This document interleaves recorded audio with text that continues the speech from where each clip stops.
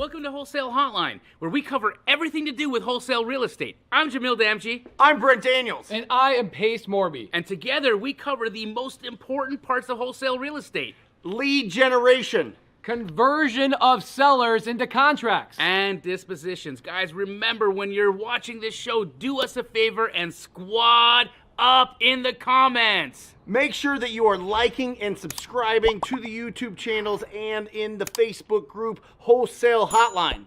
Most important, we want to know we're doing a great job for you and helping you build your business. So go give us a review on iTunes and or Spotify. So squad up and enjoy the show.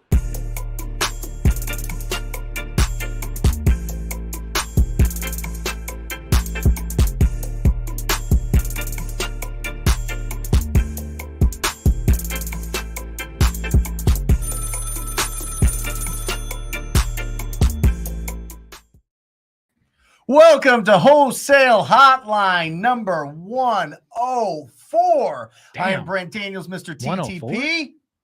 I'm Jamil Damji. And I'm blown away that we did 104 episodes this year. That's right. We certainly did. Let's crack it open with this.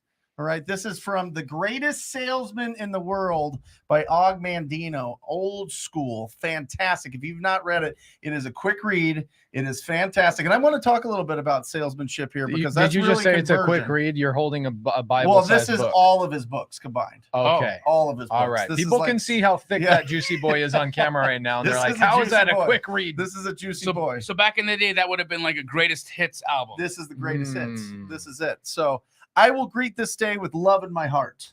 Henceforth will I love all mankind. From this moment, all hate is let from my veins, for I have not time to hate, only time to love. From this moment, I take the first step required to becoming a man among men. With love, I will increase my sales 100-fold and become a great salesman. If I have no other qualities, I can succeed with love alone. There we go. I talk about that all the time, bro. Can I tell you something? Yep. I think I'm the greatest closer of all time. Okay. Do you know why I think I'm the greatest closer of all time? Proof is in the pudding. Because I believe I care more than anybody else. Yeah. I care. I love these people. Jamil's been on so many appointments with me. I freaking love my sellers. Why?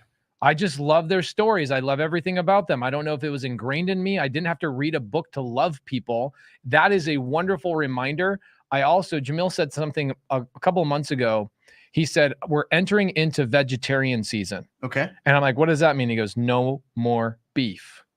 And I'm like, no more beef. So no fights, no animosity, no anger, no hatred whatsoever. If there's any sort of relationships or bad things that have happened in your life, go full on vegan, no more beef. Stop having the beef in your life. I freaking love that from a sales perspective. When you care more, you close more. When you close more, you make more money. Yep. You stay in the game. You get better and better and better. So when I watch other salespeople doing their pitches with sellers, I'm like, you don't care enough. You're not asking the right questions. You're not actually understanding their situation. You're trying to close them. And so when you're in an appointment with me, I'm not trying to close anybody. Right. I'm not trying to close anybody. I'm truly trying to understand them with pure love in my heart for their situation. During that process, you're asking questions. You're discovering what is going on with them. Yep. Right.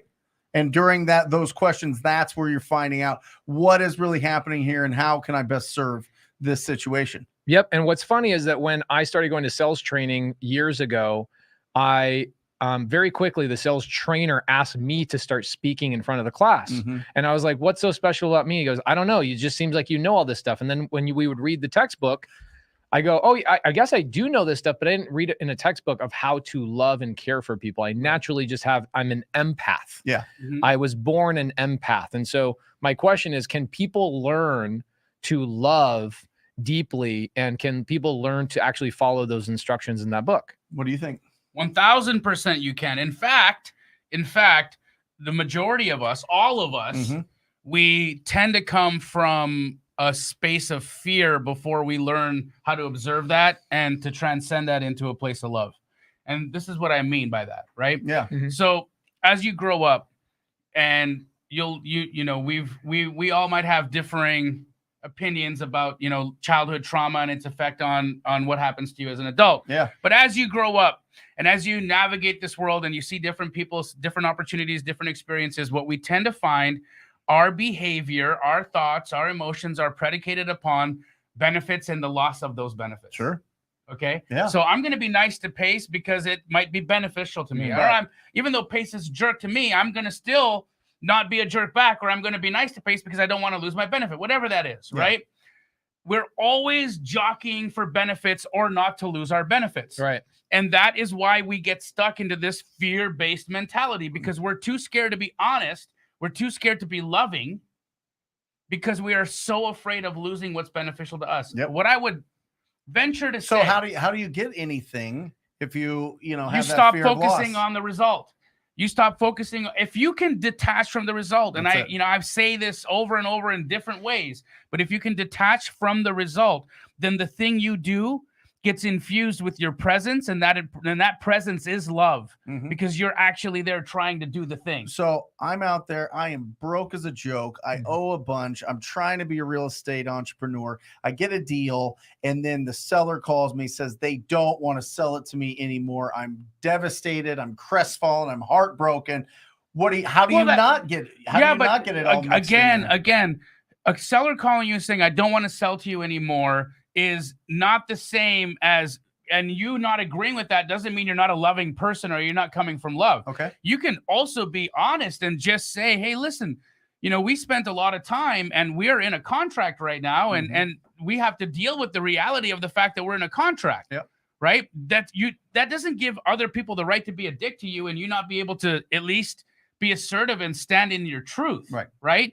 Being truthful, being powerful, being in your truth doesn't make you a pussy. Okay? What's that quote about the yeah. dangerous gardener? Right? It's better to it's better to be have you ever heard this quote? Mm-mm. Oh my gosh. It falls right in line with the vegetarian. It does. Anyway, there's a quote Jordan Peterson always talks about. He says it's better to know how to go to war and be a gardener than it is to be a gardener and not know how to go to war. Yep. And essentially what it means is that you have to stand in your purpose and you have to be prepared for certain things. Guys, business is business at the end of the day, and you have to be okay with kind of switching, turning on a switch. I'll give you a really good example. House I own in Brandy got it there. Oh, there it is. Brandy got it. A warrior in a garden is better than a gardener in war. Mm-hmm. Okay. Love that. That's the quote. Thank you so much, Brody. I appreciate it. So essentially, here's what it means. I've got a house on Whispering Grove in Las Vegas, Nevada. A couple of years ago, I buy this house creatively, subject to. Seller has no equity. He has a bad situation. So I buy the house subject to. Yeah. Okay. 2 weeks into escrow, he calls me up and he says, I need to cancel because I need to cancel. Right. Okay. And this is where things have to turn to the business side of things. What I ended up having to do is I go, I am not going to let this happen. I care about this guy, but I've already solved his problem. I've brought value to the table, and now what he's doing is he's robbing me. Okay. What I found out is that he got a higher offer from somebody else. Of course. Okay. So you have to understand when to be a warrior and when to be a gardener. It's better to be a warrior in a garden than it is to be a gardener in a war. And in this situation, this is what I said to him. I go, hey, I don't mind canceling the contract, but here's what I would ask you to do. The people who are going to move into the house, my tenants, they've already moved all the way across the country. They're in a U-Haul, and they're basically right outside your neighborhood waiting for you to move out. It's a mother and a couple of kids. If you don't mind calling them yourself and telling them that they're not going to be able to move into the house, I'm okay canceling the contract. He goes, oh, no. Oh, we can move forward. Let's just get the deal done. And I did this on a live Zoom. Yeah. And my students are watching this happen, and they go, man, that's amazing for the wife and 2 kids. I go, yeah, if they exist. I'm sorry. I created a third party that did not exist in order to protect what was rightfully mine. I brought something to the table and I solved a problem. Okay. The difference is what if he was like, yeah, I'll call him? He wouldn't have. I'm too good. I'm so freaking good. It was unbelievable. Here, the thing is, I brought something to the table. I solved a problem. I fulfilled my obligation in that contract. We are now in a legally binding contract, and now it's time for me to become a warrior. That's all there is to it. And I'm sorry to say that, but you have to understand how sellers operate.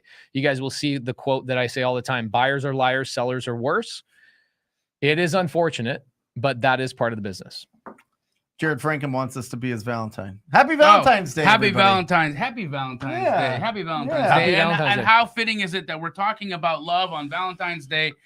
And again, I truly believe that if you can enter every situation, every negotiation, every conversation, and try to be as loving as possible, that you will find a way to a better, higher result than you would be if you're coming in from a fear-based place. Here's the thing. Somebody else said to me the other day, it's not who you know. It's not what you know. It's who you know. Yeah. And do you believe that? Yes, my life forever changed the second I knew Brent Daniels. I think what you know helps with the people that you know. Okay, great. So who becomes before what, right? A little bit, or what become what? How is this working? It's the what becomes before the who, because the only way to get to know a Brent Daniels is to actually bring a little bit of value. Right? I can't just be somebody off the street. I can't be no gig off the street, if you know what I mean. Go ahead. You got to earn your keep. I would say that possibly that's true. If Brent Daniels was the kind of person that was like, I only want to talk to people that are going to benefit me. I've seen Brent Daniels talk to people that he doesn't necessarily see are going to benefit him. And I think that who you know is a product of what's going on in here and what's going on in here. If you are thinking in a way and feeling in a way, who you know changes. Yeah. That's what changes. Yeah. Because you're thinking higher, you're feeling higher, the people that are around you, and I'm not high. Okay? This is the people around you. Are you sure? The people around you elevate because you are thinking and you are feeling in a higher perspective. Right. Right? Yeah. And that's from love. Yeah. That's from love. Can we give Sherry Lash some love? Sherry asked me. All these skirts know what's up with TTP. About 30 days ago, she comes into my general Q&A. And she says, Pace, what do I do if I run into a seller that is willing to sell on seller finance? And I go through, I answer the question for her. I spend about 45 minutes. And then a month later, she closes escrow. She hadn't even had this lead yet, but a month later, she closes on a deal, 0 down, 0% seller finance on her first deal ever. Good job, Sherry. Wow. Really good to see you in here. Let's ring that bell, baby. Ring that bell. Ring that bell, baby. Oh, I get to ring it? Yeah, come on. Oh, my gosh. I don't like ringing it because then I can't close my ears. Isn't it funny how your entire life can transform from one deal? Yes. Yes. Did you guys know that I'm doing a challenge this weekend? Let's talk about it. It better be called the Transformation Challenge, because I think one deal can transform your life. That's exactly what it's called this week. Friday, Saturday, and Sunday at 10 a.m. Mountain, starting from 10 to noon. Yep. It's called the Transformation Challenge. I'm going to be teaching another one of the techniques that we learned in Astro Flipping. Last time I did the Secret Agent Challenge. That was a hit with everybody. They got tremendous value on how to build relationships with agents. And so many people went out and got deals and changed their lives. So here's a new challenge of a brand new technique. Ryan Zolan, who you do a show with every week. Thursday. This is the only technique that he does. This one technique that I taught him, it was on how to do deals that are on market. A lot of people are like, Jamil, are MLS deals crap? You don't even fuss with them because they're too much headache. Here's the thing. I have a full-time girl in my office, Adriana. That's all she focuses on. We probably do 2 of them a month.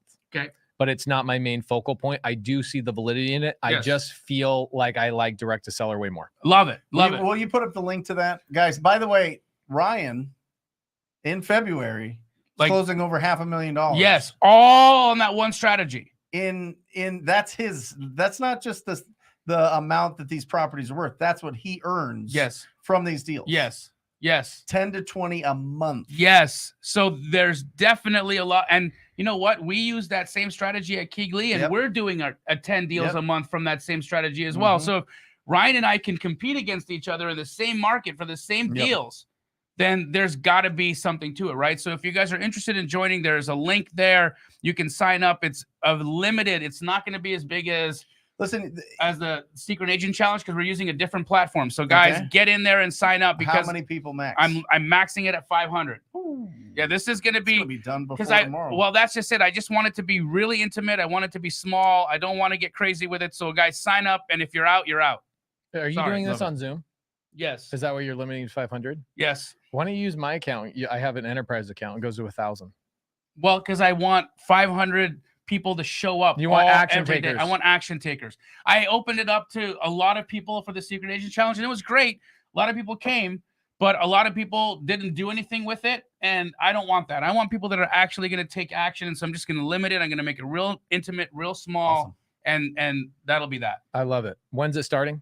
Friday, 10 a.m. MST. It's 3 days. Friday, Saturday, Sunday. How am I going to participate when I'm on set with you? This is we're Friday morning. You'll be on right in the beginning with me. Okay. And then Saturday we're together. Okay. And then Sunday we're together. Okay. There we go. Love it. Oh, because jump on there, guys. Because we're in LA. Okay. Got 500 spots. 500 spots.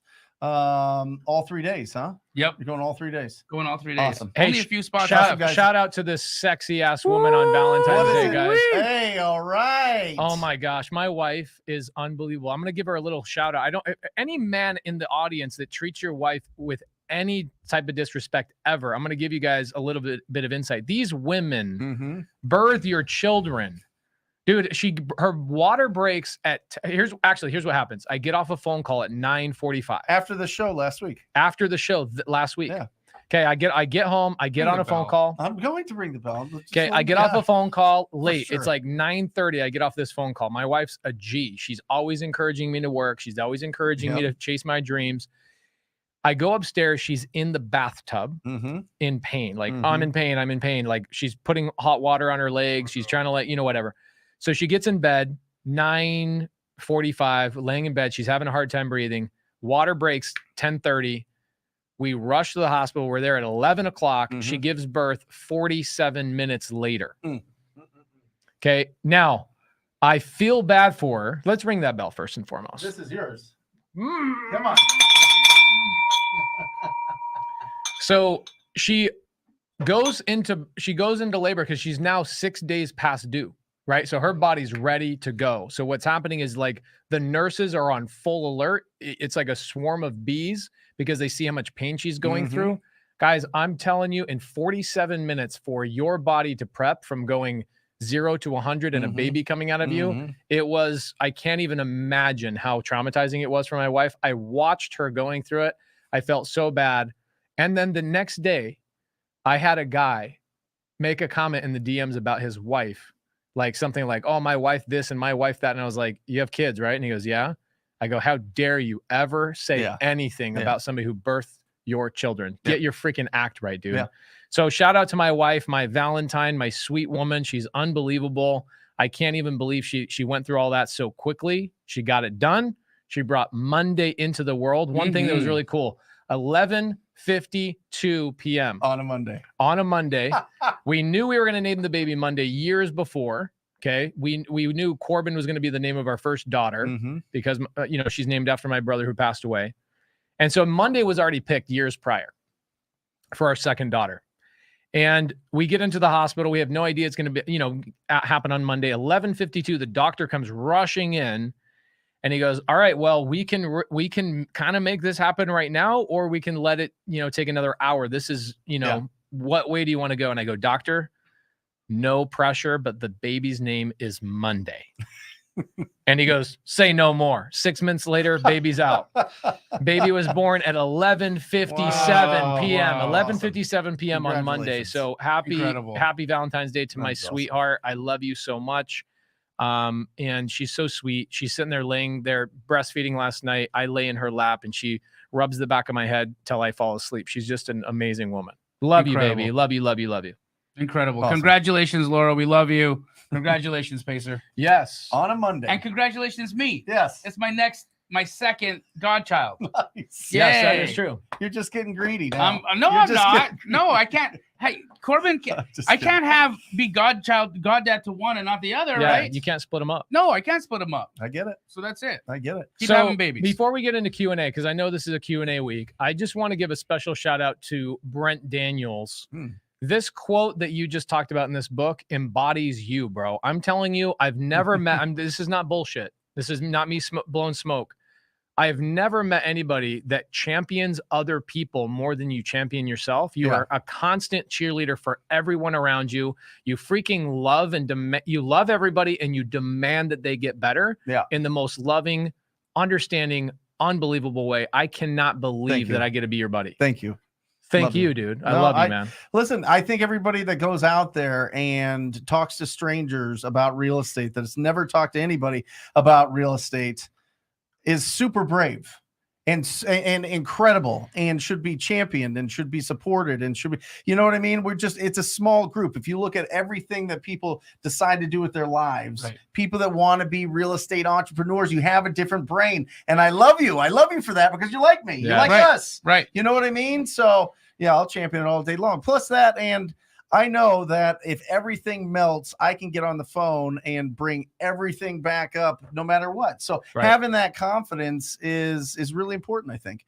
So I love everybody in the community, and I love that I went through everything that everybody's going through when they're starting, because I know that I could do it again. You know what I mean? Awesome. Like, let's go. When you build yourself back up from below zero, Yeah. and you're able to do that in a rapid manner, Yep. in a way that connects people, in a way that is solving problems, in a way that's immensely profitable to you and your family, and can be done in any city in the entire country, Yep. you have a superpower. Yeah.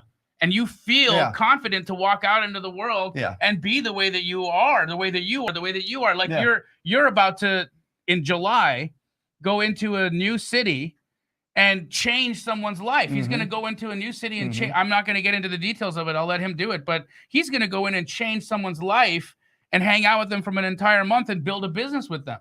Well, right? listen, you guys, I mean, you guys have had a lot of, I mean, your tribes, your groups, your families, and your coaching has just gone bananas, and you guys still coach. You know what I mean? I love it. Like, it's delegated all the time by everybody else, and it's just silly. Like, oh, let me get them into this funnel so that they can get something to change their lives, and then I'm going to peace out. You guys are on Zoom calls like for 15 hours a week. Sunday morning, I was on a 3-hour Zoom yesterday morning with my students. I have this student. She's actually in here. Heather Heather Witzig. She's in here. She's doing the Morby method, creative finance purchase. Have I broken down the Morby method for you yet? Yep. So she's got a deal. I love it. She's got a deal in Florida. Seller needs $100,000, right? It's a seller finance deal. And people always ask, what happens if I run into a seller finance deal where the seller's willing to sell to me on seller finance, but they want a really big down payment? Yep. Okay. There's 3 things you can do. Number 1, get better at negotiating. Okay. And that's where, Sherry earlier, she got a 0 down, 0% seller finance deal. That's a great negotiation. However, the other 2 things are contingent upon sometimes the seller needs a specific amount of money to move on and do something with their life. Yeah. So if the seller needs money as a down payment, something large, there's 2 other things you can do besides negotiate. 1, okay, well, this is number 2 technically. Yeah. Number 2, you can ask the seller to do a cash out refinance. And then once they complete the cash out refinance, you take over that cash out refinance subject to. Okay. Yep. What's great about that is the seller then pulls out that equity out of that property through a non-taxable loan, right? They get a loan, non-taxable, and then you take it over subject to, which is pretty dope. Yeah. The third thing you can do is you can do the Morby method, where you bring a lender like myinvestorloan.com to the table. They bring, typically they'll bring 70% of the purchase down. Okay. So let's break this down. I've got a deal going on right now in Utah, $500,000 purchase price. Yep. myinvestorloan.com is bringing $350,000. It's not, what do we call it? Credit based. Right. It's an asset-based loan. What's the interest? The interest is 4.25. Okay. 4.25%. Now the remaining, no credit no credit at 4.25. 4.25. That's bananas. It's competitive out there for lenders right now, dude. Yeah. So my investor loan is giving me $350,000. The seller is going to get that $350,000 in their pocket. Now you might ask, well, what about the other $150,000? Well, my investor loan is going to want to see me bring $150,000 to the table because that's my quote unquote skin in the game to qualify for that loan. So where's that $150,000 coming from? It's coming from a private money lender, and that private money lender brings that to title. Now title is holding $350 from my investor loan and $150 from my private money lender. It satisfies the entire $500,000 purchase. Done. We close escrow on the deal. Deed comes in my name. Seller then refunds my private money lender their $150 back, and we create a second position note and deed of trust, seller carrying back that for them. Little bit of cash flow for them. Well, either that, or the way I'm structuring those seconds is I'm structuring them in silent seconds. So there's no payments, no interest for the first 10 years. Love it. Is there still a deed of trust? So you can either do a deed of trust. Yep. Right. A silent deed of trust, or we are drafting. This is where I was leading into. Okay. Yeah.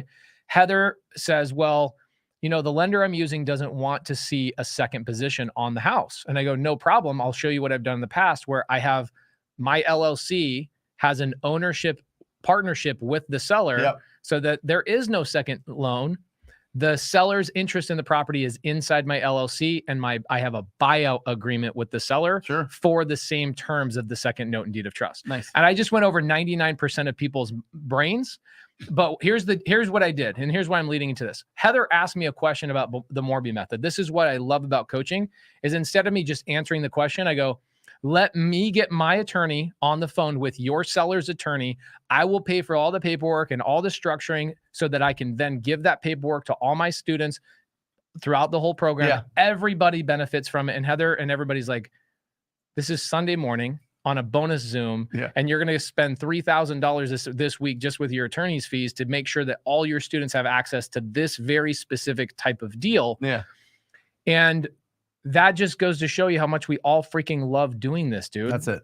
We love doing this because there wasn't a time when you or Jamil or me were going up in this where there was that many people on YouTube doing so much free content and helping people out, and nobody has been building communities like we have. Right. Yep. That's been the biggest thing I think that's been missing from the real estate game is our 3 communities. That's 1,000%.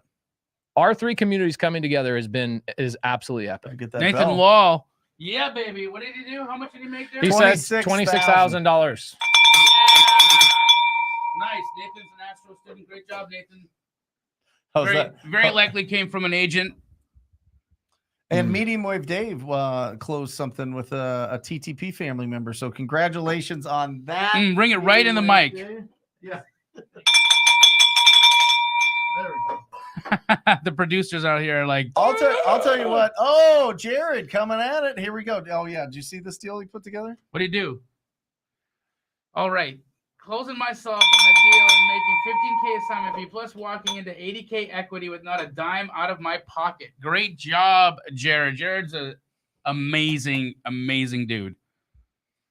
Congratulations, Jared. Yeah, baby. Nice job. Like, our communities are just closing deal after Better deal ring the after bell. deal after deal. Ring the bell. This is my Insane, favorite guys. comment of the day. This is my favorite comment of the day. Jamil, will you read this, please? Yes. Love the Jamil squint. It's because I can't read shit. I'm like, what the hell's happening over here? It's not just a squint, it's also a lean forward like this. He's paying attention to Yeah, you know. I'm gonna need like a telescope to start reading here sooner or later. You know, I love Jared. Thank you, Jared, for this. He says huge props to our coaches. So Jared has been a TTP student for a long time. He came out here on a TTP Friday. If you guys don't know this, I don't know any coach that does this, but Brent Daniels has his office open on Fridays for his TTP students. And I don't know, what was this, a year ago? Jared came out. He spent an extra 2 day with years, Jamil maybe. and coach. It's been 2 years. Damn. It might have been pre-COVID. No. It was It wasn't after pre-COVID. COVID. It was Okay. after COVID. Yeah. So Jared comes out on TTP Friday. He meets Jamil and I. And dude, this guy takes so much freaking action. He built his entire business in Lubbock, Texas by driving for deals. So when people say, well, driving for deals doesn't work, which I actually don't ever hear people say that, but they say small markets are hard to do it in. Yeah. And you can't do it by yourself. Like Jared built this by just TTPing and basically skateboarding for dollars in Lubbock, Texas, right? He then goes, you know what? I need another challenge. So he moves to Charlotte. He then joins Sub 2. And this dude, I'm telling you, from the training he had at TTP, he is a freaking dynamic, like he's a freaking dragon. Yep. Action taker extraordinaire, man. It's Incredible. amazing. And Brittany's got 3 deals closing with Keegley franchises in Texas. She brought the buyer. So this is where she is actually dispoing 2 of Keegley's properties. Guys, if you're reaching out to a Keegley franchise and you're not getting a response, send me a DM on Instagram at @JDamji, and I will connect you to the right people. Sometimes acquisition guys leave or the phone numbers change, and so that's why you're not getting a response. So just reach out to me on Instagram and I can help you out. Don't let Brittany go without a bell ring by. Yeah, give Brittany Berryman a bell ring, guys. She should. She's actually going to be on the transformation challenge. No emotion. She says she's making 18,000. She's making 18 grand. She's going to be on the transformation challenge this weekend, guys. Come meet Brittany as well. She's great. You're ringing it like this. I'm a G. Christina says, P&J, I closed Flipping Fireproof. That's a property that she's currently going through right now. If you guys want to follow her on Instagram, she's documenting the whole process. She closed on February 10th, 0 out of pocket using Pace's coaching. And then she used Jamil's comp that she got on his straight out of comping. She paid $45,000, 15 to a fellow student, 100,000 rehab, pushing for a triple digit flip. Let's go. Right in there. Yeah. Dude, guys, this thing is so loud. It's hard to explain to you. Sorry, guys. So loud. It's wonderful that Aaron over there has to edit this for the podcast. Oh, he's got to take the bells out? No, he just he dulls them down a little bit. All right, so amazing. Yep. I saw in the Q&A somebody said, "Hey, Jamil, did you actually go to jail for a wholesale deal gone bad?" So whoever wrote that, watch the actual YouTube video that I did. I didn't go to jail, but I talked about how somebody did a wholesale deal where they tried to wholesale a short sale and they lied on a short sale addendum, and they signed that affidavit and ended up going to prison. They got a 17-year sentence, but it was reduced, and they're walking around now. Yeah, doing deals. Closing my first virtual flip this week, making close to $55,000 profit. No out of pocket. Sub-2 mentorship is so much more than creative finance. Incredible. That is true. Better go ring that bell. Ring that bell, baby. Oh yeah, Ring actually, that Ingrid. I want to say something about Ingrid for a second. Ring the bell over here so that people don't. Oh my god! I want to say something about Ingrid that I think so many people go through. Is that Ingrid for a while, she's one of these people, and this is perfectly fine. Don't beat yourself up over this. She's one of those people that need to have the majority of the answers laid out in front of her before she takes action. Okay. And that's not something to necessarily fix with yourself. It just means that, because a lot of people are like, I wish I have analysis paralysis. Guys, sometimes it's okay to have analysis paralysis. Just don't beat yourself up if you haven't gotten a deal after 2, 3, or 4 months. Have patience, stick with it. And that's what Ingrid did. Ingrid basically loaded up with knowledge for 4 or 5 months. She finally started taking action, and she was like, whoa, all of a sudden she's on fire. She'll make more money this year. She'll make 3 times more this year than she did at her corporate job. And she makes a shit ton of money at her corporate job. Incredible. So I think her goal this year is to quit her job, which is pretty amazing. Doesn't need to be everybody's goal, but I'm super proud of Ingrid. Taking action is what ultimately got her a ton of deals. I want to bring up something that I've noticed happens sometimes when people aren't getting the desired result they're looking for from whatever their marketing channel is, right? So say you're cold calling, say you're doing agent outreach, say you're going after dead wholesaler leads and trying to make creative deals, right? All of these things, very viable, very, very clear paths towards a deal. Okay. Now, say what happens is you don't get the result you're looking for, and you've been at it for some time. You start to get discouraged. Then all of a sudden, say you're cold calling, and somebody from Astro Flipping says, "Oh, you shouldn't cold call. You should do this." Right. And they stop doing the work that they've been doing over here, and all the follow-ups, and all the things, and all of the investment, all the time and equity that they've built up in their marketing efforts here. They go and try this other thing, and then they'll do that for a few weeks, and maybe they don't get the result they're looking for. And then all of a sudden someone says, "Hey, you know what you should be doing? Dead wholesaler leads. Go try and convert those into," and so they're like, "Oh, great. Yeah, I heard there's a lot of great results happening there." So they stop doing what they're doing over here, and then they get over here and they start doing that. All the while not realizing that they've built equity here that they're losing in their outreach, whether it had been cold calling or agents or to wholesalers. So what do we say to those people that are constantly shifting from methodology to methodology to methodology to methodology because they can't keep their asses in the desk for a second to do something? I think Brent's probably the most qualified to answer this question. It's 90 days. 90 days. You gotta consistently do it for 90 days. I don't care what it is. I don't care if it's MLS deals. I don't care if it's agent outreach. I don't care if it's calling the distressed property owners yourself. I don't care if you're going after pre-foreclosures, if you're going for driving for dollars, if you're going for whatever it is, if you're getting internet leads, if you're doing direct mail, whatever it is, 90-day minimum. That's the hardest part. The hardest part is we are used to quitting things in the first 6 weeks, in the first 6 days, really. But that 90-day push to really keep going and really stay focused and really just chop the wood, carry the water, do it every single day, 90 days through. That is the biggest, that is the stop. And then when you stop and you go, oh, I'm not going to do any more calls, I'm going to do this other thing, you restart your 90 days. That's just it. And it's what you're not realizing, you don't get to just start again and say, okay, I'm going to go back now to cold calling. Right. You have to start from the beginning. So guys, like, get real with how much time and effort you're spending on the one thing. Yep. Look, each of us teach different ways to get out there and do the business, and we all do business. Mm-hmm. Every one of us does an incredible volume of numbers, an incredible volume of deals. Mm-hmm. You have to find what resonates with you and then stick to it. That's right. Stick to it. That's, I think, like you said, it's the hardest thing. If you don't have a budget, you have to be proactive. So where do you want your proactivities to go towards? Do you want to go and talk to agents? Do you want to just start looking at deals on the MLS? Do you want to start going direct to the seller? Do you want to go to other wholesalers and try to be, get in there and micro flip them? All of these things matter. It just depends on doing it consistently. Right. They all work. It all works. It all works, especially if you're starting with not a huge marketing budget. If you have a huge marketing budget, you can play around in having people call you. If you don't have a huge marketing budget, you have to put yourself in their lives, in the lives of strangers that have some sort of distress situation, that want to sell their property. They want to sell it and give potential equity in that property for speed and convenience. So I want to address this just real quick, this 90-day rule, because I always tell people you cannot tell me you've been consistent until day 91. Right. Day 91 is the first day you can tell me you've been consistent. Yep. Okay. Yep. And here's the question. Why does Jamil do the transformation challenge? And then why did Jamil do the secret agent challenge? Why does Pace do the 0 to hero? If you look right here, Winston says, I'm following the 0 to hero challenge.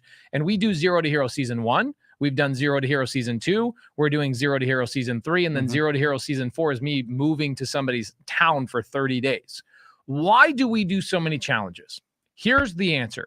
The answer is not everybody's going to resonate with every individual strategy. And so what we're trying to do is come up with new ways to attract the right people into the right lane. If all we did is go cold call, or door knock, you're not going to be successful. However, if you look in the audience, you're going to see people door knocking. You're going to see people crushing with cold calling, texting, postcards, referrals, PPC, SEO, MLS, right? Like, that is the biggest challenge in this business, is there are too many ways to succeed. So pick one and don't beat yourself up until 91. If you had day 91, if you haven't gotten a deal, don't even think about it. Just go through the process, go all the way through the 90 days before you deviate and you go to another lane. Somebody just said something really like a real 90 days. Real 90 days. And don't bullshit yourself. Not that I've made thousands of calls, I don't have any leads, and then you dig a little deeper, 2 hours of calls a month. Brent, I got an email today. Somebody said, not a student. Some people get my email or my cell phone from Steve Trang's podcast from 3 years ago. Freaking Steve freaking Trang. So I get an email from somebody and they go, I'm frustrated is the subject line. I'll pull it up. Yeah. I'll pull it up. I want to show it to you. Yeah. How many phone calls do you think they had made? They told me the amount of phone calls they made. How many do you think they made before they gave up and said, I'm frustrated? 20. 500. Okay. 500. Do you have the right? No. You only talked to 50 people at that point. That's maybe. They didn't even talk. 35. They said they talked to about 30 to 35 people. Yep. 35 to 50, 7% contact rate. You talk to 35 people. You need to talk to 200. That's the number. Okay. So go through that. Go through that real quick. Property owners. Yes. So I have a 7% contact rate. Yes. And I have to talk to how many people? You need to talk to 200 people personally that are in some sort of distressed situation, right? Whether that be driving for dollars, whether that be vacant houses, whether it be tired landlords, whether it just be they no longer want to live in this property, they want to downsize, but it's in really, really rough condition. It's a hoarder house, whatever it is. It can't just be like people that have beautiful, pristine houses that you're having conversations with. And I think maybe the numbers are the same with agents. 100%. Maybe less. I don't know. With agents, the way that it typically works for us is if you're having at least 30 to 50 contacts Yes. with agents a day, you will do between 3 and 5 deals a month guaranteed. There's no way, for sure. No way you can't get that. that. Say that number again. You'll do at least 3 to 5 deals through an agent if you're talking to 35 to 50 agents a day. How much money would I make from that average? $100,000, dude. That would an agent deal will typically get you about $25,000. Yep. Wow. Yeah. But people won't do it. Why? They'll get Why? Brother, Squad. victim. I'm telling you, man, you start feeling real sorry for yourself after the day gets hard, after your butt starts hurting, after agents don't answer the phone, after you get hungry for lunch, after your wife or your spouse looks at you and says that you're crazy. Or you ain't shit. Or all the things. Victim. How about right before you're about to call this list of agents that you have, you go on Instagram, see some dude balling out with his new Robinhood account or something, right? And you're like, well, wait a second. Yeah, now you feel bad about yourself. Victim. Right. Victim. Yeah. Will you put, are you able to put up that quote that I love? Is that possible? I love this quote. This right here. Yep. Am I messing up with your mouse? I love this. We're having a mouse war right now. I'm controlling mouse off. you. I'm controlling you. But I really want you guys to think about that stuff. I really want you guys to focus on that. Zachary Hamilton, straight up. When are you being honest with yourself, and when are you allowing an excuse? Here's the thing: if any other reason for your success is outside of you, like if somebody says, "Why aren't you succeeding?" and your answer is not because I'm not doing it. If you have any other reason, you're a liar. Yeah, it's holding you back. You're lying. Yeah, and I'm not saying that to you in a mean way. I'm just saying it to you. You are 1,000% responsible for the outcome of your life. 1,000% responsible for it. I love this quote. Look at this. 90% of success can be boiled down to consistently doing the obvious thing for an uncommonly long period of time without convincing yourself that you are smarter than you are. Right? I don't think you left that up there long enough, dude. Yeah, put it back up. Hit it one more time. Get this tattooed on you guys. It's Valentine's Day, bro. Yep. Hit it one more time. You know what I'm saying? Just tap that ass twice. Okay, 90% of success can be boiled down to consistently doing the obvious thing. The obvious thing for an uncommonly long period of time. Uncommonly long period of time. Love that. Without convincing yourself that you're smarter than you are. That last part right there, Brent, help me understand what the hell that means. Everything. Because then what happens is you will win. If you talk to enough people, when you talk to enough people, you get deals. And then you go, well, I'm ready to scale. I'm ready to scale after my first deal. You know, I'm ready now that I've got wholesaling down. Now I'm going to start building this portfolio. I'm going to start doing all these other things. I'm going to start getting distracted if you just build a company that sources discounted properties, you can do everything you want. Every goal that you have with building wealth can happen once you build the machine of sourcing discounted properties. That's it. So you just focus on that.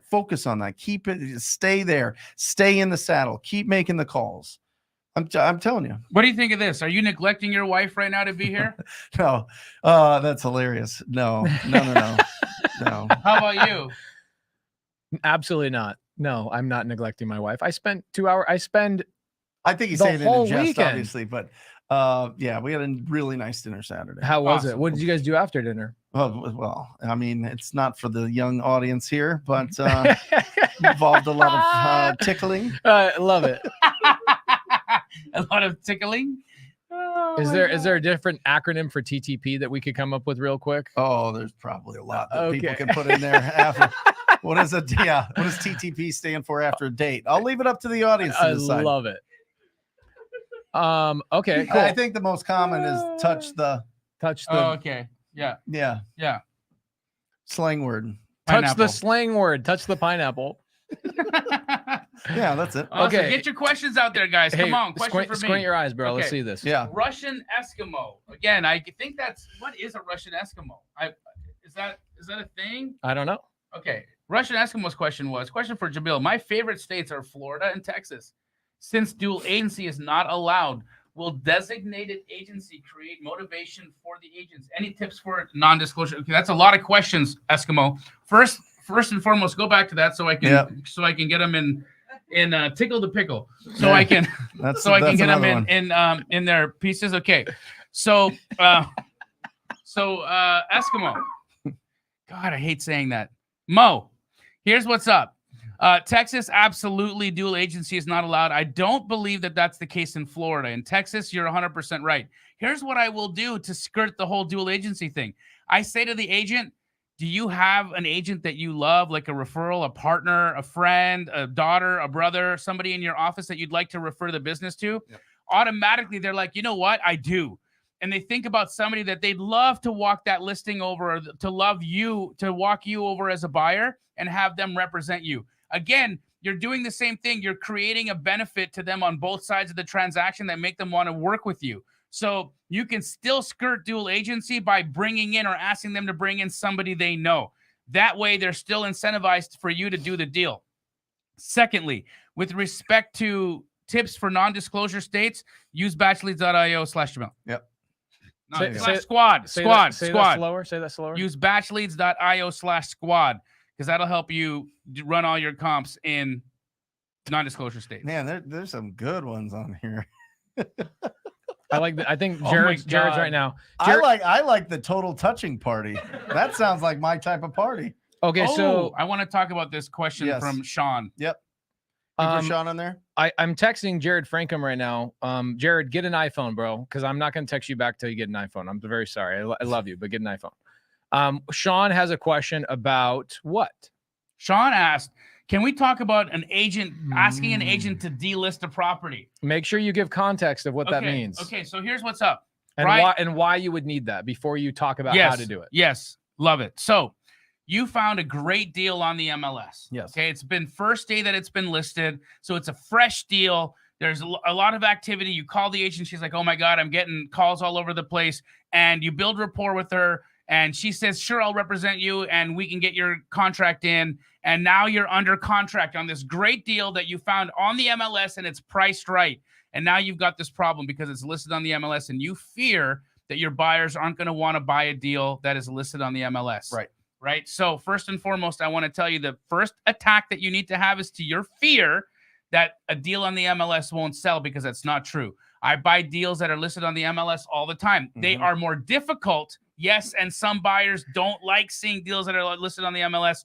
So can you ask an agent to take the property off the MLS? Mm-hmm. Absolutely. Mm-hmm. This is the reasons why I tell the agent to delist it. First, I say, thank you so much for helping me get this deal under contract. Here's the problem. When I buy a property that's listed on the MLS and you've actually put a price stamp on the MLS now when I go to fix that property and sell it, an appraiser is going to see what you listed the property at. And that creates a price stamp for me. Mm-hmm. That price stamp hurts me when I go to try to resell the property, because some banks, some appraisers don't want to see me make a profit.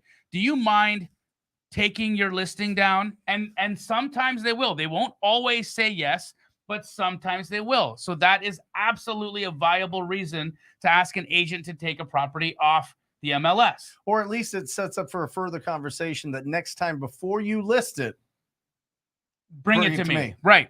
But I've had it be where 50-50, they'll say, sure. Yeah, absolutely. You just got to not be fearful of asking the question. I would also say that it's probably with the flat fee brokerages is more likely to let that happen than the bigger brokerages. You know what? I've asked Monique to delist a property that's listed on the MLS, and now she'll just snap it right off. She doesn't go into like some of these companies have team meetings and they have all their stats up and all this stuff. If there's any more of a bureaucratic brokerage, it's not flat fee. She's 90-10. That's not a flat fee. That's not flat fee. She's charging a full 6% to her clients. Huh? Yes. So I'm saying, guys, here's what it is. Don't defeat yourself before you ask. ask the agent. They might say no, but it's always worth asking. It at least sets it up for the further. Absolutely. Bring it to you before it hits the market. Yep. Take the package. That's a good one. Oh my God. Or take the property off the MLS. How about Time to Poo by Crazy David? Crazy David. My gosh, bro. It was a big dinner. I'm not gonna lie. Oh my God! Time to poo. Time to poo. Let's go TTP. David. Daniel says, David's how to wild. structure this sub 2. Seller Okay. has $30,000 in arrears and not paying mortgage, but can't move till kids are done with school in June. Mm-hmm. PITI 650, rent's going for $1,500 North Carolina, hybrid then wrap. Daniel, here's what you do. Hybrid, assigned to pace. I'm buying in North Carolina. I want the deal. Send it to me. I will be your buyer. DM me on Instagram. Anytime you guys have a deal in North Carolina, creative finance wise, I am your buyer. So that's the easiest way to get that deal done. And if you need me to call your seller and close up the deal, I will do that for you. All right. DM me, please. Time to park. I do like that. Package. That's not park. That's not park, bro. Okay, here's one right here. Seller wants me to buy his property, but he wants to stay for a year after I buy. How would I structure this? Now, I do this with creative finance all the time. With seller finance, it's incredibly easy, right? You can lock in a price. Seller then stays in the property for a year. You get sellers sometimes that go, market's at an all-time high. I want to sell it right now. Lock in a price with you, and then I move out in a year, and then you can start making me payments once I move out of the property. That's an easy answer, okay? But if it's a cash deal, I would say that you would just have to buy it super deep, right? Is that the answer? And I think you can shorten that timeline. I think you can shorten. Why a year? Right. You know what I mean? What happens in a year? What's magical about a year? That's what I'd ask.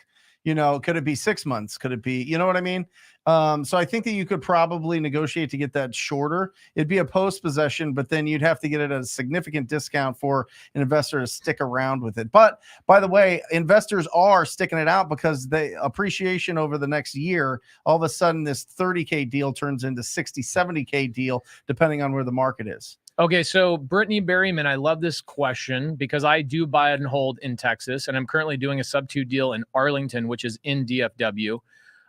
Brittany Berryman, why are so many investors against buy and holds in Texas? It is because your property taxes are total shit. Yeah, I have houses that I'm paying $16,000 to $21,000 a year in property taxes, and so what most creative finance investors in Texas, you know what they're doing? They're seller financing. So they buy a house sub 2 or on seller finance. They turn around and they sell it on seller finance. So they're not in charge of the property taxes, the insurance, and all that kind of stuff. Their new buyer who bought it on a wrap is.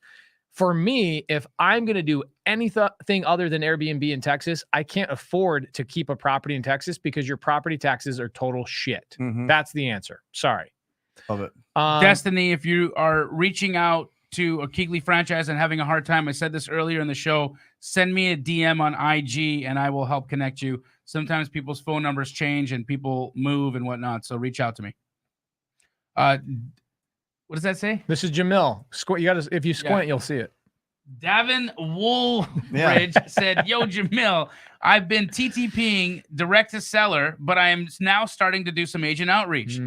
I have your script for reaching out, but what do I say for follow-up? Great question. Obviously, hey, do you have a new house for me? So people do that. Yeah, 100%. So people do that when all the you time. are in your initial conversation, right? You want to set your follow-up in the initial conversation. That's something that I love stressing. Like, so if you don't have anything for me today, no problem. What I'm going to do is I'm going to diarize to call you back in a week, 2 weeks to see if you've got anything that fits the bill. Is that cool? And then in a couple of weeks, you just reach back out. Hey, it's me, Jamil again. I talked to you a couple of weeks ago. I'm looking for the ugly house, the dirty house, the hoarder house. Do you have anything that came to market since the last time we spoke? And you just keep doing that over and over. It's whack-a-mole. You are literally playing whack-a-mole with the agents. You just want to pop up the day or the week that they are having that appointment, having that conversation, and you are going to be the person that they are going to bring the deal to. No one is going to remember you. Let me just tell you that now. Unless you're me. No, I'm kidding. No one is going to remember you. Even if you're me, even if you're Pace or Brent, especially real estate agents, they get busy. They're not, even if you have an incredible conversation with them, you feel like you've built the most incredible bond and relationship, and they still won't remember you when they have that cruddy house. you have to pop up. You have to pop up. So you got to just keep sending those messages over and over and over again. Don't worry about annoying them. They will tell you, stop, leave me alone. I don't have anything. Then you can reduce your cadence. Until then, just keep at it. They appreciate it. All right. So this is a phenomenal question. A lot of people really need to worry about this right now. I can tell you, I have not paid taxes. I have not paid income taxes in probably 6 years because of my ability to buy enough properties to wipe out my income taxes through something called depreciation. If I were you, John, and you're doing real estate, the smartest way to pay zero taxes is 1 out of every 5 or 1 out of every 10 it's probably more like 1 out of every 10 wholesale deals you buy. You should buy a rental. Okay. Buy an Airbnb, 1 out of 10, because that 10th property will make it so you can wipe out all your income on the other 9 properties. That's the magic answer for not paying any taxes. How would that 10th one knock out income? Because the IRS allows you to have a credit every single year for a percentage of that property you own. What percentage? So here's how you figure it out. Okay. Let's say I have a house right now I'm buying in Atlanta for $800,000. Yep. So take that $800,000 and divide it by 27 and a half years. Okay. So let's figure that out. It's really great. I love thank you for letting me answer this question. Nothing makes me 5,300. Okay. No, it should be more than that. I don't know. So $800,000 divided by 27.5 years. Yeah. Now, why is it 27.5 years? Is because the IRS says that if you bought the house today, by our calculation, in 27 and a half years, that house will be basically worth nothing because it will have fallen apart. Right. So you get a credit every year for one portion of that 27 and a half years. Yep. So on an $800,000 house, I get a credit of 29 grand in my first year. What does that mean? Did they give you that money? No. What it means is I can go make $29,000 in my wholesale business and not pay any taxes on it. Got it. Okay. It cancels each other. You make way more than that pay. So how do you write off all of them? So the way I do it is I have accelerated depreciation, which allows me to take 7 of those years up front. So I can do $203,000 in tax credits on one property. $203,000. So you make $2 million.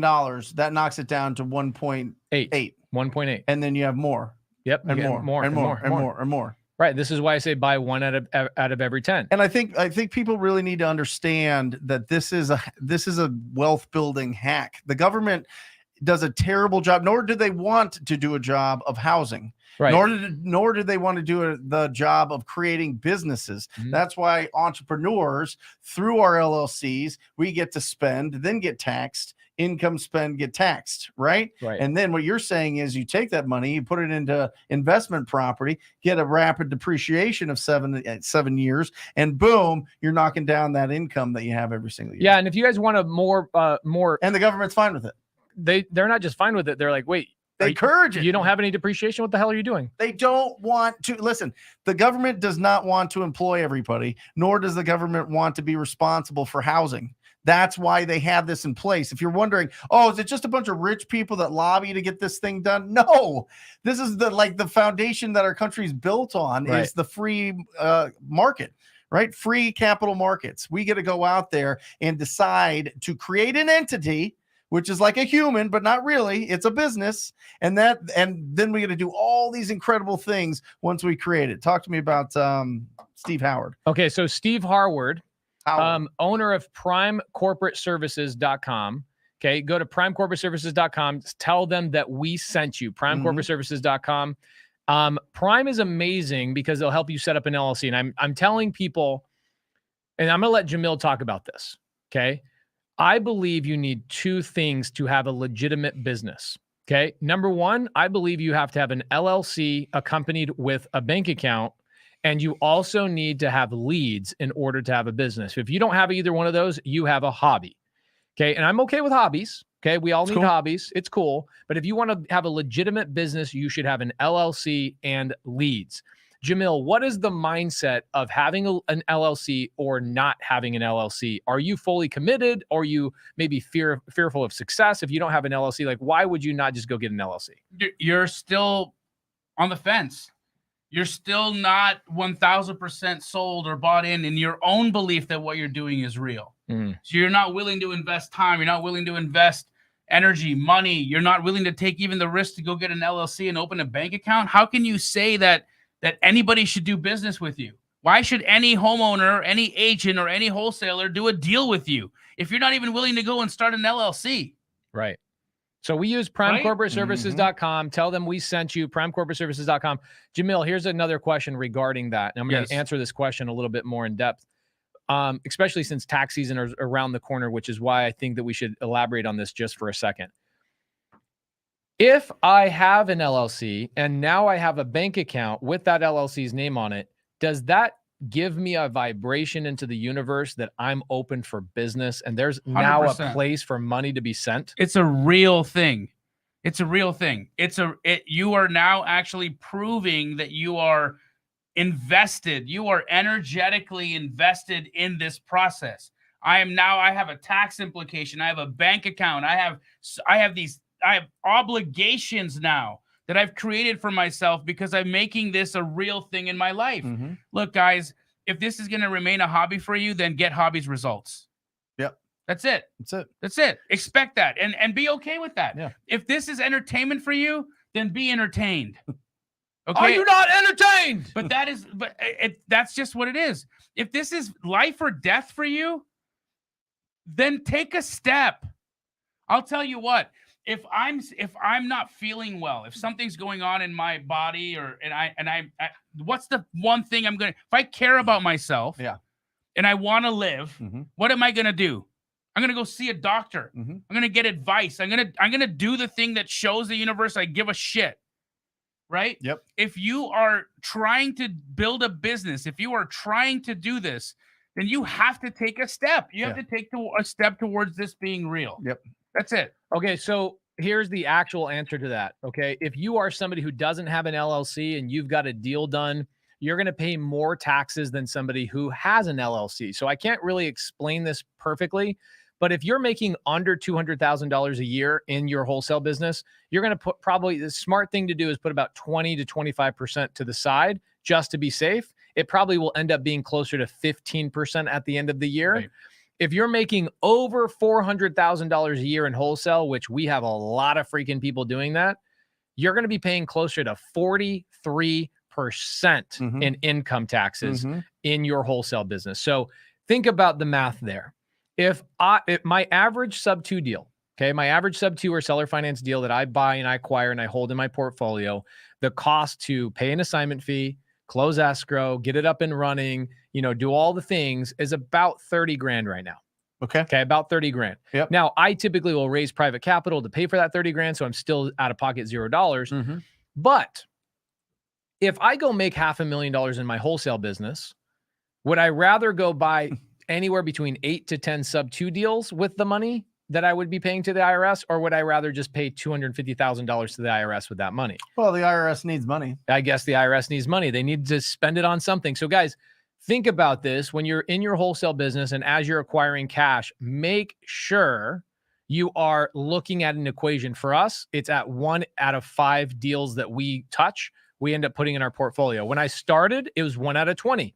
And then you start snowballing. You need to grow wealth. Wealth. All right. But for new wholesalers, I'd say 15 to 20% minimum, put it to the side. Why do you think that single family houses have become an asset class for hedge funds? That's our Jamil question. I mean, we could go real deep with some of this, not to get off the, wholesaling questions, but it's a real asset class. It's here to stay. 100%. Hedge funds are here to stay. They might run out of money here and there, but it is an asset class now. And it wasn't really before. It wasn't, but here's what they gain from single family versus multifamily. Yeah. Liquidity.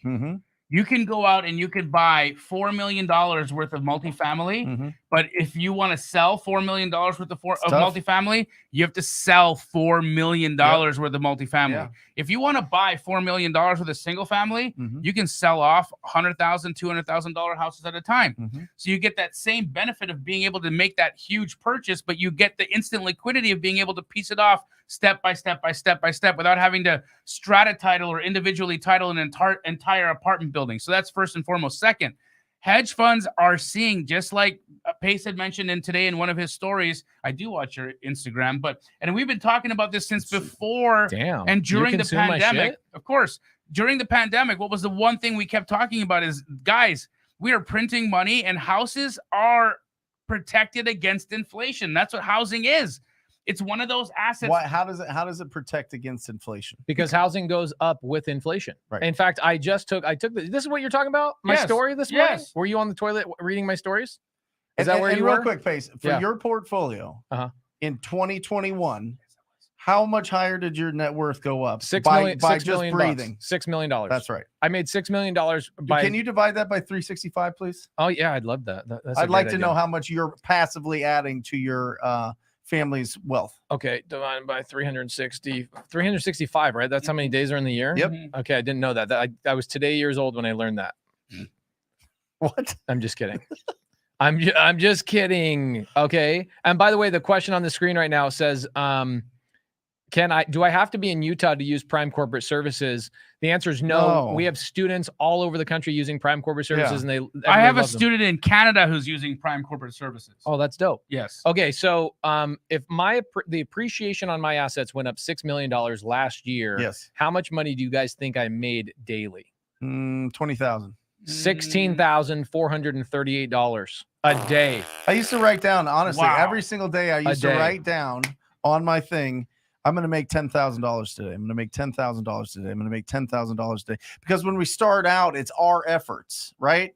It's chopping and carrying, right? I mean, and to the point where you decide that you want to invest instead of spend the profits that you make. So the more people you talk to, the faster this works for you. All right. And I don't care if you're talking to agents or you're talking directly to the homeowners, or if they're calling you, the more people you talk to, the faster you're going to be able to build up a pile of cash that you can then invest in assets, which then create little babies. They create baby monies all over. That's creating wealth. What we do, getting rich, is what you do on a daily basis to get income coming to you and your family into your business. What you do with that income is become wealthy by investing and earning almost $20,000 a day. A day. That's even on Saturday and Sunday. By the way, it keeps compounding. Yeah. It keeps nasty. going. It gets nasty. How do people buy these fancy houses and these fancy boats and they go on these fancy things and have all these? I just don't understand how they do it. That's how you do it. Yes. You go out with your efforts, because your efforts equal your income. That's it. The amount of value you provide to the world is equal to how much you get paid. And what you do with that, that's the magic. That's creating wealth. That's a tough pill for a lot of people to swallow. Look at your bank account right now and your actual net worth, and it is equal to how much value that you bring in the business environment. And then the value that your portfolio brings to the world is then going to work for you. That's how people get control of their life, which we call financial freedom. There you go. Yeah. Dorianne says, Pace, I think you've covered this before. I probably have, but I love covering shit multiple times. Would you please comment on the benefit of using Prime Corporate Services to form an LLC over do-it-yourself through the Secretary of State? Yes. Let me give you a couple of analogies. Is there a benefit to doing my own landscape myself? Yeah, I guess if I really enjoy doing it, but I understand delegation is the only way to true wealth. And so you have to learn how to delegate properly to professionals. That's number one. Learn how to delegate, hire professionals. Number two, they will tell you exactly how to set it up, what state, and how to add anonymity, because I have had tenants come to sue me. You imagine if my tenants knew I had social media presence, I was on a TV show, they could go make comments on stuff, on my stuff. I don't want my tenants knowing anything about me. So going through Prime Corporate Services, getting full anonymity is huge. Another thing is setting things up properly. You know how many people set up their shit wrong and then they come back 5 years later, 7 years? I'm one of those people, and I'm pretty smart. I was one of those people. It took me 7 years to unravel the LLCs I started myself. I did them incorrectly. An LLC is not an LLC. This is why Prime Corporate Services exists. And if you call them and you tell them we sent you, they will do a free consultation for you. I believe they'll give you 45 minutes. Okay. If you're not a sub 2 student or an Astro student or a TTP student, they're not going to give you the exact discount that our students get, but you're going to get a free consultation. Guys, use a professional to do professional shit. Yep. Okay. Nothing's more stressful than the tax man coming after you and you didn't set up your stuff properly. Okay. The other thing is Prime Corporate Services actually does tax planning. Okay. You actually can strategize and talk about how to mitigate and lower your tax burden. You make money by hiring a professional. It's not about saving money. They will actually make you money. Okay. I actually think we should bring Prime Corporate Services in here in the next couple of weeks. What do you guys think? How to set up your corporate structure properly for a wholesaler. Yep. Love it. Okay, Love cool. Jamil, you want me to click on this? Where'd you want me to go? I'm sorry. Oh, I didn't have anything. Or you were just like, please move on from this. It's boring. Nope. All right, guys. So what we'll do is we'll bring in Prime Corporate Services here in the next couple of weeks, and we'll make sure that the Wholesale Hotline people get a discount code. For cool? sure. Yep. All right, cool. Tech Neno says yes. Do use a professional. Jamil, do you do your own landscaping? No. Brent, do you do your own landscaping? No. Do you have time for that? I don't own a lawnmower. Personal or home. Smart. I don't Delegate own. your time. I don't own a edger or a weed whacker or a blower. Nothing. Nothing. Do you have a drill? I do have a drill. Do you use your drill? Yeah, of course. You know, Only on Valentine's Day. that's it. What was it? Take the pork. No. Oh, I love it. I love it. Taking the pork. I love it. All right. Are you not entertained? Yeah. All right. I think okay, Jamil, Russian Eskimos on it. If we are wholesaling on market, should we aim for fix and flips or buy and hold buyers? Oh, either way, it doesn't matter. You should always be looking at the pricing based on the condition and always looking for a fix and flip opportunity, right? That's what I'm trying. If we're looking at just nice houses and trying to create rentals out of them and lowball, that's when this conversation of lowballing happens, because we're writing offers on properties that are obviously in good shape that are below what they're worth. So I'm always looking for the opportunity to add value. Here's the thing, guys. Remember, as wholesalers, all we're doing is selling potential. If I don't see the potential to add value, then it's not a deal.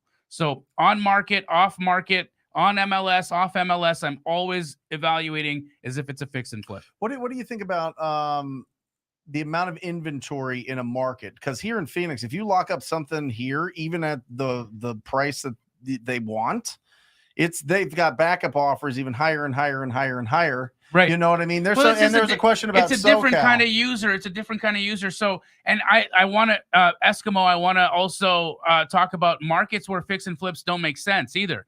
Right. So there are going to be markets like, let's, for instance, Birmingham, Alabama. You might be able to buy a house for $20,000, but it's only worth $60,000 fixed up. And it's going to cost $60,000 to fix it up. So does it make any sense as a fix and flip? No. But it could make total sense for a cash flow. But that's that kind of market. That's not a market where fixing and flipping works. That's a rental market. So you have to identify what kind of market you're in first before you start to determine if you're going to be writing offers for fix and flip or for rental. Sorry. No, and I also, the comment somebody had posted about Southern California as a market, and can we lock it up close to retail? Absolutely. I am telling you. I mean, Southern California right now, I'm seeing stuff trade between 80, 83, 85% of ARV, but the prices are so high there, and they appreciate so quickly. So nowhere in Southern California is anybody evaluating stuff for rental. Okay, because the rents in SoCal are trash, right? And there are rentals out there, but people don't necessarily want to buy and hold rentals in SoCal because they're hard to do. You're just about to buy one, but you're going to go short term. You're not going to go long term rental on that thing. Yeah, I'm buying a house in Hollywood Hills, 17 minutes from your house on the beach. Yes. Come on, are you really? Yeah. Yep. But it's going to be an Airbnb. So what? yeah, it'd be good. You're welcome to stay there anytime. Fancy you want next Valentine's Day? I want you to go make a mess at my house. Fancy pansies. Fancy pansies. I left Eddie Charger's name up on the screen because I want to shout out Eddie. I love Eddie. Out in Atlanta, he's one phenomenal. Of the best people ever.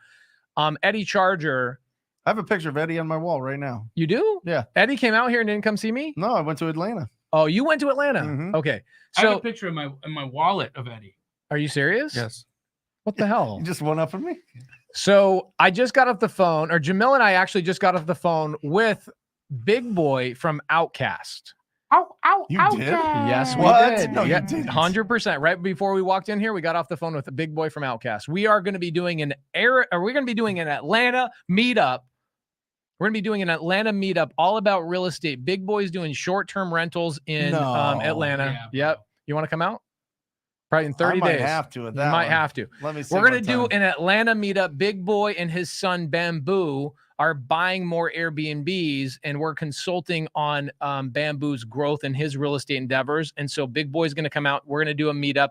We're going to come out there and see everybody in Atlanta sometime between the next 30 to 60 days. So Eddie Charger, as always, you're going to be the guy that helps us round everybody up in Atlanta. It is our favorite city. Jamil and I are going to be staying in my Airbnb in Atlanta, Ansley Park. We're going to have a good time. Used to be where Outcast had their whole. They had all their people stayed in that house too, right? Yes. That's their house. Yes. That was their roadie house. That was their roadie house. So we're going to be hanging out in Atlanta 30 to 60 days. Just want to give you guys a little bit of knowledge there. The other thing is this coming week, Richard Knowles, who's in SoCal, Jamil and I are going to be coming out to LA to do a walkthrough on my Hollywood Hills purchase, to talk about what should we do here, how much money we're going to spend. Let's turn this thing into an Airbnb. We're trying to get Tarek El Moussa out to the property to kind of get his consulting. Hopefully I can leverage some of his contractors that do some of his shit, and we can have it work. Oh yeah, I'm probably going to put $500,000 into it. Woo! And then I'll do don't tell anybody, but I'm going to do the burst strategy on this shit. Uh-oh. I'm buying it for 1.3. One of my students bought it for 1.3. They're Wow. signing it to me for how much money? 1.35. 1.5. They're making $200,000 assignment fee on this bad Still boy. seems like a deal to me. Still- Yeah. It's a It's deal. a good deal. I'm going to put probably between $400,000 and $500,000 in it, between renovating it, like decking this thing out, making it amazing, furnishings, all that kind of stuff. And then I'm going to refinance it somewhere around 2.3 to 2.5. And I'll basically have no money into the deal. Awesome. It'll be great. Yeah. The burst strategy, it works when you buy a property at basically 50% of its ARV. Do you have to get a license to do Airbnb in SoCal? Let's not talk about it. Yeah. I didn't know if they only give magic tickets. Yeah. It's a very strange thing in Southern California. Yeah, I bet. Yeah. All So I'm gonna give you guys a little bit of some information on the Airbnb stuff. Okay, so I've got 3 ways I do Airbnbs. Yeah. Okay, so if I have a neighborhood that allows for Airbnbs, I Right. just go straight up Airbnb or VRBO. If it's a neighborhood or an HOA that has problems with it, I still go Airbnb or VRBO until they tell me I can't. Sure. And then I immediately go over to furnishedfinder.com Mhm. and I then start utilizing people for long-term stays, all that kind of stuff. The third way I'm doing it is I found a new company that contracts with nurses and doctor groups Yeah, that's great. for traveling nurses and doctor groups. They're not online. It's literally just a company that's going and searching for properties. So I just say, hey, I have these properties available. They manage them and take care of them. So I've got a property in Arlington, Texas that is strict no Airbnb, VRBO. The neighborhood and HOA is on our shit. I'm actually going to make more money going with traveling nurses than I would with VRBO Sure. and our Airbnb. Sure. So there's always a solution, guys. Don't ever take no for an answer. Awesome. All right. Yeah, I saw that. Love this. What a great day. All Great right. show. Guys, I'm going to bring it up again this Friday. Oh, Starting yeah. this Friday, this Saturday, and this Sunday is my transformation challenge, where I'm going to show you how you can transform your life in one deal. And I'm going to have Brittany Berryman, Michelle Garabito, and Ryan Zolan, who has perfected this technique that I taught them on how to find deals on the MLS, actually find real deals on the MLS. So we're going to be going through different strategies and tools that allow you to $500,000 scrape. this month. He made $500,000 this month on He's made market deals $740,000 since the beginning of the year. Yeah, all on market, guys. These are all on MLS deals that he's scraping. So he's using a tool to scrape the MLS, and it does all the evaluation for him. So he's not sitting there looking at every house on the MLS trying to see, is this a deal? Is it not a deal? Is this a deal? Not a deal? It does all the work for you. So anyways, sign up. Link is going to be in here right now. If you haven't already signed up, I'm going to limit the spots to like 500. So if you don't show up and you don't sign up, you don't get it. You don't get it. And there's not going to be any replays. I'm sorry. I'm not being a jerk about it. I just get in trouble every time I do because people are like, hey, send me that replay. No, just show up. Yeah, I agree with that. Next week, guys, we've got Jerry Norton in the house. That's right. I don't use Jerry Norton's Flipster software, but I love Jerry Norton as a human being. I think he's one of the funnest people to collab with. He's been in the business over 18 years. He knows his stuff. He is like a big brother to a lot of us. We love Jerry. I don't know anything about his Flipster software other than I hear people use it. That's what I know. Yep. He can answer that next week, Michael. So stay tuned. What are we going to be doing with him next week? We're going to be doing Q&A and maybe a little bit of Jerry Norton's origin story, maybe. Yeah, that'd be dope. How a kid from Detroit digging holes. Is he going to be in the Dominican when he's on Wholesale Hotline? Yeah. Will he bring some of his wallets? His iguana wallets? Yes. Maybe. I hope so. Okay, here we go. This is a good one. This is Brent Daniels all day long. No, I believe it's for Trent. That's a typo. Desiree Betancourt. Desiree, yeah. So a couple different things with probate. You got to make sure you're talking to the right person, and you got to understand where are they in that process, because you could build a nice relationship with the personal representative that's going to be taking over and responsible for what they do with that property. But if you lock it up too soon, time kills all deals. It's real hard to get them to stay with you the whole time while they're getting bombarded with calls and texts and other agents coming out of the woodwork to real estate agents to list the property. So there's a lot of people that go after probate properties. So it's really building that relationship and getting close to the end, and then getting that close to the end where they actually get the ownership of it. Then you lock it up and get it closed. You can lock it up earlier, but the likelihood of them backing out is high. So don't, as Steve Trang says, don't spill the candy in the lobby, right? By giving them the price early, because then they leverage you. Drop that link in the side chat for everybody. Link for the challenge is in the side chat, guys. There you go. Only 500. And listen, don't sign up if you're not going to show up. Yeah, don't sign up if you're not going to show up. Don't take somebody else's spot. My wife just did this last week for somebody. Joey Hicks says, how do I get around one of the sellers being in jail and possibly being deported? They want to sell. Hey, Mr. Brent Daniels, TTP, take the plunge. What is the answer to this? Do you just do you go around it, or do you maybe go to the jail in person? What do you do? We've always gone in person. That's possible? Yeah. Yep. I love it. Yep. Do you need to take any confectionary items with you? It really depends. It depends on if they some noodles. If they signed a power of attorney before going into jail. If not, then you can get a power of an attorney signed to somebody there. There you go. Great, and Laura. Then send a notary. So here's a tip. I just learned this from my wife. And by the way, TTP is going to happen tonight right here. Ricardo, thank you so much. Taste the pace. I don't think my. Hey, Ricardo. What do you think I taste like, guys? Hey, no, bro, no. Not a question. That's not a good question. Okay, this is not. Hey, Laura, Hotline. What's TTP? Tough talking pansies. Oh yeah, I like that. That's good. So Laura, I actually learned this from my wife last week. She was helping somebody else, one of my students. They were dealing with this exact situation. My wife said that there's mobile notaries that are specifically specialized in going to jails and prisons and getting people signed. So go find one of those mobile notaries. I think in that situation, Google might be your friend. Or Laura, is there a link? Is there imprisonednotaries.com? Where do we go to find those types of mobile notaries? Thank you so much for helping out in the side chat. By the way, I don't want to add more challenges to you guys, but my wife, who just gave birth a week ago, is going to be doing a 2-hour demonstration on March 6th, right before Sunday service. She's going to show you guys that she can get a deal locked up and assigned in less than 2 hours on a live. And if she doesn't do it, I'm going to give away $1,000 as penance for you guys, so you guys forgive me for lying. To okay? each person on the live. Wow. I don't think I could afford that. I think I have $5 in my bank account. A jail-approved mobile notary, she said. There you go. So they got to be approved by the prison before they'll let them in to come in and sign documents. Great point. Daryl Ellison says, can I pull a property out of probate if there's one heir? No, you cannot. It needs to go through probate, unfortunately, brother. I'm very sorry about that, but you need to do it. How do you keep a number clean? And here's why. Because probate's not just for multiple heirs.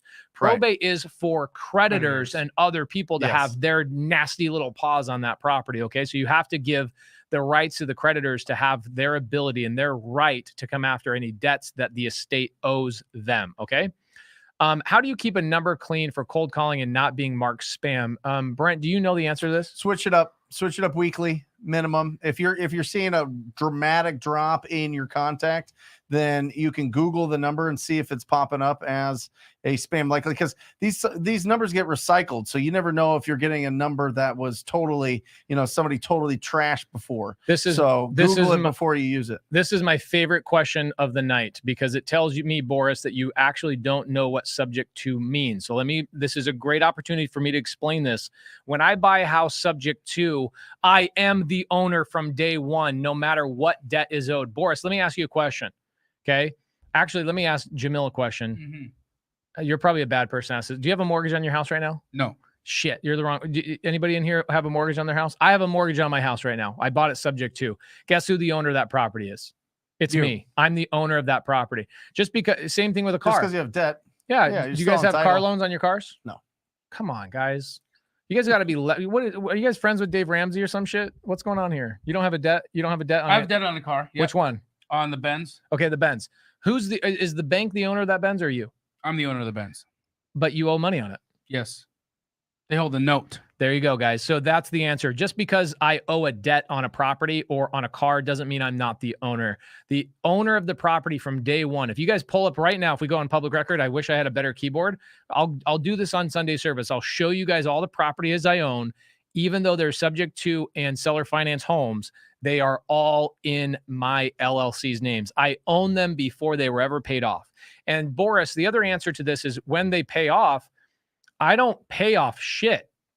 What I do is every 5 to 7 years, I just refinance those properties, pull that equity out, and I go reinvest into something else. It's what Robert Kiyosaki and all the people that are worth billions of dollars, that's what they're doing. They're never paying anything off cash. You keep a certain amount in?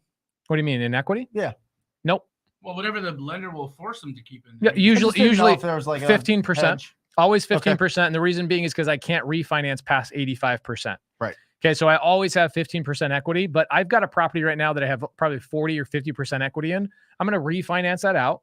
Okay, interest rates are low. I'm going to take that money tax-free, and I'm going to go buy 10 more properties with that money. So you own the property from day one when you buy it subject to or seller finance. All right? Boris says he's got it. Boom. We should get Dave Ramsey on this show. We should get, 2023, I'm manifesting it right now. 2023, we're doing some content with Dave Ramsey. One of us or all of us are going to do some content with Dave Ramsey. You guys ready? Yes. I'm ready. I actually love 95% of what he has to say. He's incredibly intelligent. I love Dave Ramsey, except for the leveraging of debt. I have a differing opinion. I look at the people that are worth billions and they all leverage debt. Yeah. I don't want to be a millionaire. I want to be a billionaire. And Russian Eskimo just said this. Everyone, what's the best way for people to do on-market deals and talk to realtors and lock up a deal? Eskimo. How did he just miss the fact that you're doing a transformation challenge? Like you literally brought Russian Eskimo. Take your, those Eskimos, they wear those things over their ears. What are those called? Earmuffs. Earmuffs. Take your earmuffs off, bro. Come on, homie. I love the picture of Trump on this Friday, Saturday, and Sunday, I'm going to be doing a challenge on this subject as well. Okay, this exact thing. Yes. You're going to see it in action. And when I do a challenge, it's not theory. It's go, go, go, go, go. There's only 500 seats on only the bus. 500 seats. The link has just been put up again on the chat, and it's up here on the ticker. Sign up. They said get Brandon David Green in here. I will text David Green tonight. I'll see if he wants to come on here. I'm personal friends with David Green. He's a great guy. He's doing a great job over there on Bigger Pockets. I know we could get Brandon Turner on here. I was texting him a couple days ago. He'd love to get on here. Awesome. Oh, let's get him on. He'd want to talk about mobile home parks and acquiring mobile home parks. Maybe talk about his fund. Get some eyeballs about potential beard oil. He actually should create a line of beard oil if it was me. Does he still live in Hawaii? Hawaii. Yeah, he lives in Hawaii. Let's get him on. He's what's interesting. Early afternoon for him. I feel like he is a natural progression of where Brent Daniels is going, and this is why I say that, because Brent has chosen lifestyle above most everything else. Yep. I would say you have the best lifestyle out of all my friends. I appreciate it. Easily you. Yeah. Easily you. Yeah. Brandon Turner answers his phone, his text messages, and his emails 1 time per week. Wow. Well, that's not like you're me. not like that. No, I like the action. Yeah. I still like the action. But he does big parts for you. That's it. Yep. Awesome. I'm not gonna answer that one. That guy, that's a recipe for disaster there. Okay. One more. I'm green to creative, maybe a little brighter hue, thanks to you guys. But when you say cash flow, what does that look like? 300 CF? Cash flow. $300 cash flow. Like, what's the least? And yes, I do know this is Wholesale Hotline. Sorry, Manny Blue. What I will do for you is on Sunday service, I will answer this question in depth. I will go through my last 10 deals. In fact, if you go to my Instagram, go to Instagram's my Instagram TV, IGTV for me. In the last 3 or 4 IGTVs that I did, I broke down a deal I bought in Fayetteville where I'm making $0 cash flow on a sub 2 deal I bought from Christina Solara here in Wholesale Hotline. And I tell you exactly why I bought it and that I would never suggest you doing that in your first couple of years. When you elevate and you start buying, it's the same thing that a lot of these apartment syndicators are doing. They're buying things at 2, 3, 4 caps because they understand rent rates go up in 3 years, 5 years, et cetera. They're buying future potential. Okay. So there are times when you're a little bit more elevated and you have a little bit more resources, you can justify taking in no cash flow deals. However, when I started, I made a determination that my minimum cash flow was going to be $400 per month net in my pocket. Now, when I blend my Airbnbs, my single family rentals, my lease options, my notes, all that stuff together, I'm well over $500 per month on every single property. Awesome. Somebody wants Robert Kiyosaki on the show. Who knows? He lives down the street. Bro, we were at dinner with Ken McElroy the other night. Ken McElroy will come on here. We'd love to get Ken. And Ken manages all of Robert Kiyosaki's properties. Yeah. We are going to be speaking on stage at the Clever Summit, and Robert Kiyosaki is going to be a speaker there. So maybe we get Robert Kiyosaki out. There you go. Quite possible, guys. Awesome. Guys, remember that this show is also a podcast. Not only that, but we come out with podcast episodes every single day. You can go to anywhere that you listen to your podcast. It's on there under Wholesale Hotline, guys. And if you could, please write us a review, and that would be huge for us. That's it is legitimately the fastest growing podcast in this space, guys. Like, we had not even close. We've been having an incredible surge. Guys, thank you for the reviews. Thank you for the viewership. We love you. Make sure that you guys go home and TTP your loved ones. That's right. Every inch of them. TTP all over them, please. Yeah. Tell them to taste the pace. Wholesale Hotline 104. Good night. Or just say squat up. So squat up and enjoy the show. Yeah. Okay. 1, 2, 3. So squat up and enjoy the show. What are you doing? I didn't say nothing. Why? I don't know. Okay. So squat up and enjoy the show. Cool. I think we should use the one where Jamil doesn't say anything.